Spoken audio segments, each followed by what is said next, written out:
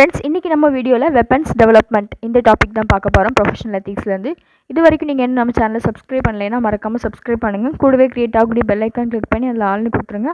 அப்போ தான் நம்ம சேனலில் அப்லோட் பண்ணுற எல்லா வீடியோஸையும் நீங்கள் மிஸ் பண்ணாமல் பார்க்கலாம். ஸோ ஆல்ரெடி ப்ரொஃபஷனல் எத்திக்ஸாக நம்ம யூனிட் 1 யூனிட் 2 இதிலெல்லாம் வந்து டாபிக்ஸ் பார்த்துருப்போம். பார்க்காதவங்க கீழே டிஸ்கிரிப்ஷன் லிங்க் கொடுக்குறேன், கிளிக் பண்ணி பாருங்கள். ஸோ இன்றைக்கி நம்ம வந்து ப்ரொஃபஷனல் எத்திக்ஸில் வந்து வெப்பன்ஸ் டெவலப்மெண்ட் இந்த டாபிக் தான் வந்து நம்ம பார்க்க போகிறோம். ஓகேவா? ஸோ வெப்பன்ஸ்னால் என்னது? வெப்பன்ஸ்னாலே தெரியும், ஆயுதங்கள். அப்படி தானே இன்ட்ரடக்ஷனில் வந்து ஒரு 3 பாயிண்ட் நம்ம என்ன பண்ணுறோம், ப்ரெசென்ட் பண்ணுறோம். என்னன்னு பார்த்தீங்கன்னா, first point, the military or defence industry uses most of the world's latest technological activity. இருக்கிறதுலே பார்த்தீங்கன்னா நம்ம டிஃபென்ஸ் இண்டஸ்ட்ரி, அதாவது நம்ம இராணுவமும் இதில் தான் வந்து பார்த்திங்கன்னா உலகத்துலேயே வந்து லேட்டஸ்ட் டெக்னாலஜிக்கல் ஆக்டிவிட்டியை வந்து யூஸ் பண்ணுறாங்க. என்டையர் வேர்ல்டுமே வந்து நிறைய மணி எதுக்கு தான் ஸ்பெண்ட் பண்ணுது அப்படின்னு பார்த்திங்கன்னா வெப்பன்ஸை வந்து டெவலப் பண்ணுறதுல. ஓகேவா? ஸோ இது வந்து ரொம்பவே வந்து முக்கியமான பாயிண்ட்டு. நம்ம வந்து மச் ஆஃப் த மணி வந்து எதில் தான் நம்ம ஸ்பெண்ட் பண்ணுறோம், new development of military weapons.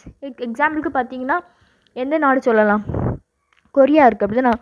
So கொரியாவில், வட கொரியா வந்து ஃபுல்லாகவே என்ன தான் பண்ணுறாங்க, வெப்பன்ஸை வந்து புதுசாக உற்பத்தி பண்ணி ஏவுகணைகளெல்லாம் என்ன பண்ணிகிட்டு இருக்காங்க, லான்ச் பண்ணிட்டே இருக்காங்க. அப்படி தானே.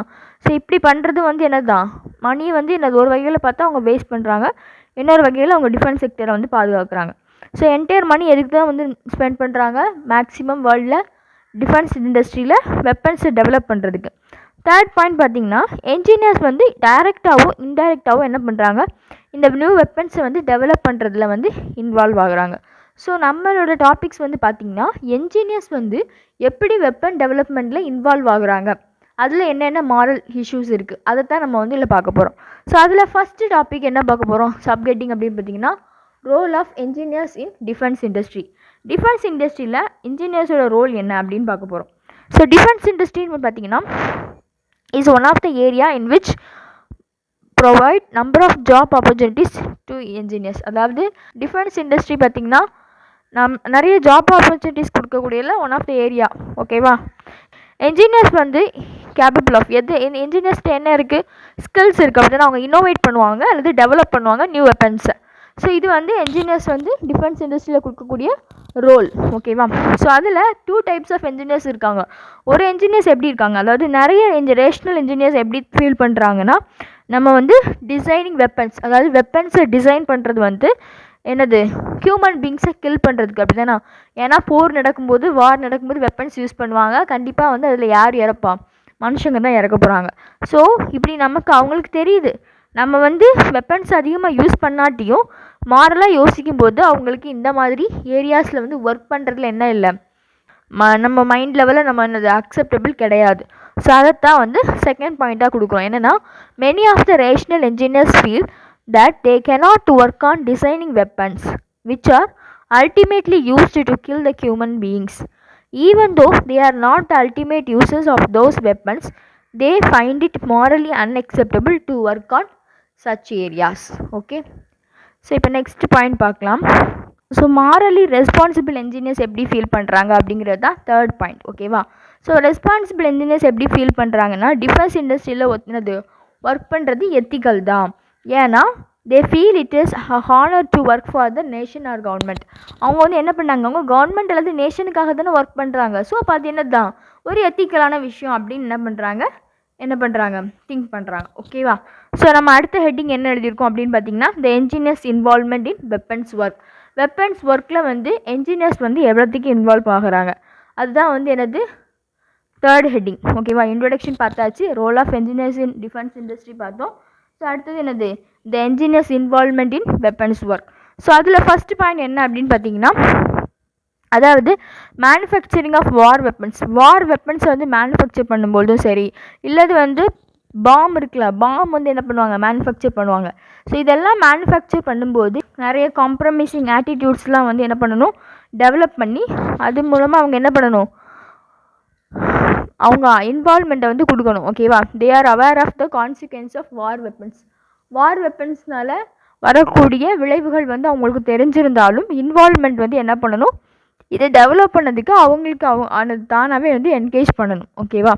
ஸோ சில நேரம் பார்த்திங்கன்னா என்ன பண்ணுவாங்க, இன்ஜினியர்ஸ் வந்து ஃபோர்ஸ் பண்ணுவாங்க. ஓகேவா? ஃபோர்ஸ் பண்ணி அவங்களோட பர்சனல், அதாவது அவங்களுடைய குடும்ப சூழ்நிலையினால என்ன பண்ணுது, ஃபோர்ஸ் பண்ணி வேலைக்கு வரக்கூடிய இன்ஜினியர்ஸும் என்ன பண்ணுறாங்க, இருக்காங்க. ஸோ அப்போ இன்வால்மெண்ட் என்னது இருக்காது. அப்படி தானே, அதுதான் செகண்ட் பாயிண்ட்டாக கொடுத்துருக்கோம். என்னென்னா sometimes engineers are force to involve in weapons work for the survival and livelihood of the family members. Family மெம்பர்ஸ்க்காக அவங்களுடைய வாழ்க்கை தரம் அதுக்காக என்ன பண்ணுறாங்க, வராங்க. ஓகேவா? ஸோ தேர்ட் பாயிண்ட் என்ன கொடுத்துருக்கோம் அப்படின்னா, ஸோ டோட்டலாக இன்ஜினியர்ஸ் என்ன பண்ணணும் அப்படின்னா அவங்களுடைய ஜாப் வந்து அக்செப்ட் பண்ணிவிட்டு வார் ரிலேட்டட் இண்டஸ்ட்ரிக்கு, ஸோ இது வந்து ஒரு வார் ரிலேட்டடான இண்டஸ்ட்ரி அப்படின்னா டிஃபென்ஸ் இண்டஸ்ட்ரி, ஸோ சீரியஸாக கன்சிடர் பண்ணணும். அவங்களோட இது இவங்க என்ன பண்ணுறாங்க, நேஷனுக்காக ஒர்க் பண்ண போகிறாங்க அப்படின்னு நினச்சி சீரியஸாக என்னது கன்சிடர் பண்ணி என்ன பண்ணணும், இன்வால்மெண்ட் கொடுக்கணும். ஓகேவா? So they should think morally before getting involve in weapons production. So weapons ப்ரொடக்ஷனை வந்து பண்ணுறதுக்கு முன்னாடியே மாரலாக வந்து அவங்க என்ன பண்ணணும், இன்வால்வ்மெண்ட் ஆகணும். ஓகேவா? ஸோ இதுதான் வந்து என்னது the engineers involvement in weapons work. இதில் கொடுத்துருக்கா 3 பாயிண்ட்ஸ். ஓகேவா? ஸோ ஃபோர்த் ஹெட்டிங் என்னென்னா டிஃபென்ஸ் இண்டஸ்ட்ரி ப்ராப்ளம்ஸ். அதாவது வார் டெவலப்மெண்ட், அதாவது வார் வெப்பன்ஸ் டெவலப் பண்ணுறதுனால என்னென்ன டிஃபென்ஸ் இண்டஸ்ட்ரிக்கு ப்ராப்ளம்ஸ் இருக்குது அதுதான் வந்து நம்ம லிஸ்ட் அவுட் பண்ண போகிறோம். இதுதான் வந்து ஃபோர்த் பாயிண்ட். ஸோ நிறைய நேஷன்ஸ் வந்து டெவலப் பண்ணுறாங்க வெப்பன்ஸை, அட் த சேம் டைம் அவங்களுக்கு நிறைய ப்ராப்ளம்ஸும் என்ன பண்ணுறாங்க, சந்திக்கிறாங்க. ஸோ அந்த ப்ராப்ளம்ஸை நம்ம வந்து ஃபோர்த் பாயிண்ட்டாக வந்து என்ன பண்ணுறோம், சொல்கிறோம். ஸோ அதில் ஃபஸ்ட்டு ப்ராப்ளமே என்ன அப்படின்னு பார்த்தீங்கன்னா என்ன கொடுத்துருக்கோம், problem of waste and cost overruns in is a major one in the defence industry. அதாவது டிஃபென்ஸ் இண்டஸ்ட்ரியை பொறுத்த வரைக்கும் நமக்கு நிறைய காஸ்ட் வந்து என்னது செலவாகும். ஏன்னா நம்ம அணு ஆயுதங்கள் இதெல்லாம் வந்து தயாரிக்கணும். அதே மாதிரி சாதாரணமாக எல்லா ஆயுதங்களும் தயாரிக்கிறதுக்கு வந்து அதிகப்படியான செலவு வந்து என்னது தேவைப்படும். ஸோ இதை வந்து எல்லா நேஷனுமே வந்து என்னது சந்திக்கிறாங்க. ஓகேவா? ஸோ செகண்ட் பாயிண்ட் அப்படின்னு பார்த்தீங்கன்னா சீக்ரெசி.